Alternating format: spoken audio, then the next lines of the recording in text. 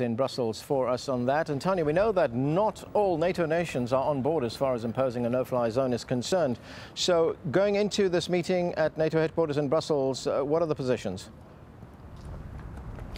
Well, as Tim was saying, a very sort of confused picture heading into this NATO summit, and I think it's fair to say that many are simply undecided. I mean, we have the UK and France, as Tim was saying, pushing quite strongly for some sort of UN resolution, and they would want that to provide a mandate for any NATO action. Of course, any UN resolution is an ideal situation. It's not essential for NATO to take action. However, the EU have said, at least as far as they're concerned, they would want any UN mandate before taking any type of action. The US pretty cautious, apprehensive.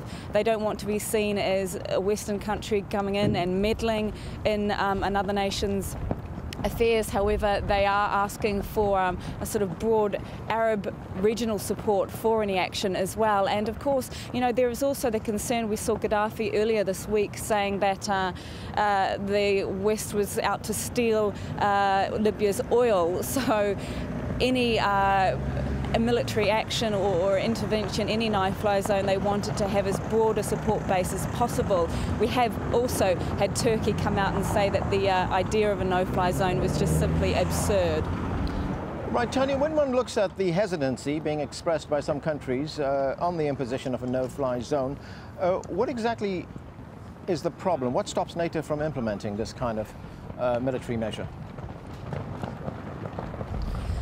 Well, I think, you know, what's stopping it is this level of indecision. They want to make sure that this is what the majority agree upon, because, you know, there are questions also over the effectiveness of no-fly zones. We saw them used over Bosnia, but then it did not prevent the massacre of some 8,000 mostly Muslim men and boys at Srebrenica. So questions over their effectiveness as well. I mean, there are also much to debate here at NATO when all cards will be laid on the table as far as what all the options are. They've come up with some suggestions, perhaps arming the rebels, giving them that sort of support. A no-fly zone could cover a very broad spectrum of possibilities. Is it something that covers the entire country? Is it something that just covers the most populated, densely populated areas? Is it a no-fly zone? Is there any pointed one? US Defence Secretary Robert Gates asking and having one without also firing missiles and taking out some of Libya's ground-to-air defence systems as well. So still much up for debate because there are many risks involved, of course. Thanks, Tanya. Tanya Page there from Brussels. Now, Russia is also stepping up the pressure on Muammar Gaddafi. The Kremlin has announced a ban on Russian weapons sales to Libya. Let's get more on this now from Niamh Barker in Moscow. Niamh? Yes, that's right. The Russian president earlier on today signed an official presidential decree essentially supporting earlier United Nations sanctions against Libya imposed at the end of February, on February the 26th, essentially banning the sale and delivery of all weapons to Libya. Russia has also said that there will be stringent checks of all suspected cargo carrying weapons to the country over the coming weeks and months. It's not yet clear how long these measures will be in place for, but they most certainly cover these current days and most certainly the immediate future as well.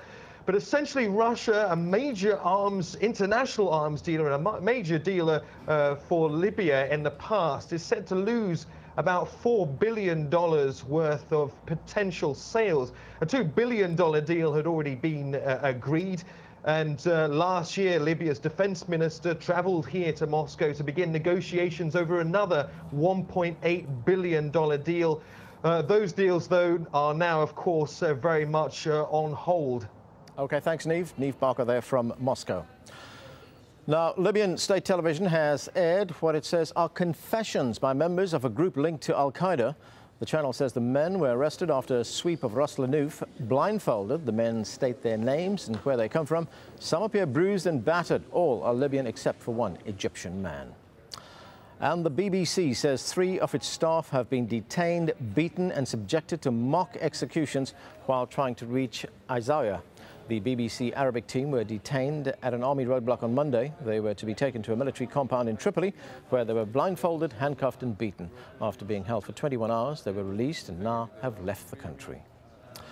With me now is Youssef Bouendel, a professor of international affairs at Qatar University here in Doha. Thanks for joining us. Thank you. First, let me ask you, what do you think is the significance of France now recognizing the National Council as the sole legitimate representative of Libya? This is a very big blow to Muammar Gaddafi and his regime indeed. And I believe that this is the first step in other countries recognizing this institution as the sole and legitimate representative of Libyan people. How will it affect Muammar Gaddafi? I think it's another nail in his coffin. The balance over the last few weeks, and especially the last few days, has been tilting towards the opposition, or what he calls the opposition, and it will make him much more nervous, given the fact that France, a very important international player, member of Security Council, has recognized this institution, and other countries will follow. Looking at what Gaddafi's intentions are, and you mentioned he could be getting nervous, but he appears to be adopting some kind of a twin-track approach. On the one hand, he's sending his envoys out to all these European capitals. We don't know what they're discussing. On the other hand, he's intensifying that battle against rebels, especially in cities like Ras Lanuf in AlJazeera. Well, this suggests that the man is in a very desperate situation, and desperate people use desperate measures. Like you said, he's using a twin approach, basically the military campaign against his own people and also the diplomatic route. I'm not sure whether the diplomatic route will resolve any of the problems. He may be negotiating a way to get out without being pursued by the International Criminal Court. How significant would a no-fly zone be if it's agreed to and imposed? Well, it will be significant, but it has its risks. It has been debated for the last week or so, and especially over the last 24 hours. Because it will be significant in the sense that the Libyan Air Force will not be able to attack the people engaged in the war against Gaddafi. And if it's a ground war or a ground confrontation, at least the rebels are much more will feel that they can win that battle very, very easily. Okay, sir, let's leave it there for now. Thank you. Sure. With Gaddafi's assets coming under increasing scrutiny, some activists in London have taken things into their own hands. They've occupied a multi-million-dollar mansion belonging to one of Gaddafi's sons. That story coming up. And the Dalai Lama gives up his political role. We'll take a look at what this means for Tibetan leadership.